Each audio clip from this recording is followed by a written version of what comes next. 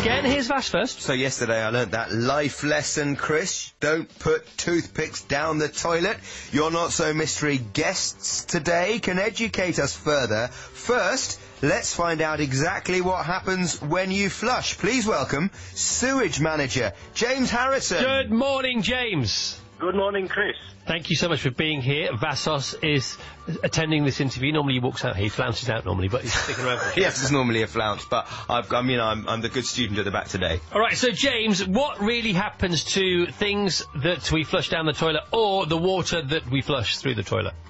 So basically, after you've flushed your toilet, it'll go through the U-bend and it will join the public sewer. And in there it mixes with other domestic waste, some commercial waste from things like restaurants and industry if it's in the area, and also surface water as well if it's in the combined system. And then it will travel through gravity down the sewer. And that's when you can start to experience problems when there's inappropriate material in there. Inappropriate material, Vassos? Like your... Yes, like tooth TP thing. Thing, yeah. Sorry, carry on. Absolutely. So things like wet wipes, spatulas, grease, plastic toothpicks, things like that, it can all come together and form blockages. And that can cause the system to back up, it can cause area flooding, it can get into water courses, cause pollution, and in some cases it can actually flood customers' properties out as well, which is particularly unpleasant. But if it gets through there, it can carry on further down. It'll encounter other assets as well, like a combined sewer overflow, which is designed in very heavy weather to spill to prevent flooding of properties.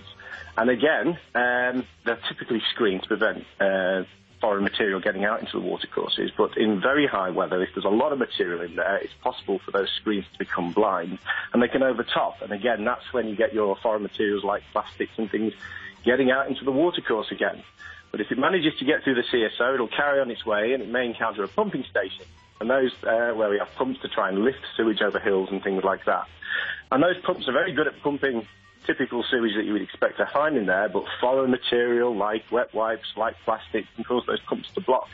And then we have to send one of our operatives down there to lift the pump and pull out all that nasty material, back it up and take it away, which is an unpleasant task. And sometimes if we don't get there in time, those pumping stations can fill up and they have emergency overflows, which are there again designed to stop customers flooding, and they will spill out to the watercourse again. So that's another way in which all this nasty material can get introduced into the watercourse. But if it gets to the pumping station, it will carry on its way and ultimately make its way down to the treatment works, where again we have screens in place to try and intercept this material and things like that. So it's quite it can cause real problems to the sewer network and the service we're looking to provide. And ultimately, water companies spend millions of pounds responding and clearing blockages due to inappropriate material, and ultimately that comes back and hits customers' bills.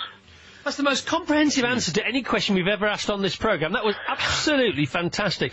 But the thing is, James, if you don't mind me saying this, Vassos is not a bad person. He's a dutiful and doting father. He's a fantastic husband. He's an amazing colleague to have to work with. He's a joy to be around. He's not a bad person. Yet he didn't know about this. So why don't we tell people about this more, especially kids at school and things like that? I absolutely agree that raising awareness is the key thing, because people just generally don't do this intentionally, absolutely not. And water companies are trying to do a lot to raise the profile, do a lot of communication campaigns, redoing a lot of campaigns in Yorkshire, and we're coming together now as an industry to kind of promote awareness and things like that as well, and talk about the dreaded flushable wet wipe, which the water industry doesn't accept as flushable and things like that. The dreaded flushable wet wipe. No such thing, says the water industry. All right. Listen, James, we've got to move on. Thanks so much for being here. It's a pleasure. Thank you very much. Cheers, James. Round of applause for James. Top man. And we'll talk to guest number 2, our not so mysterious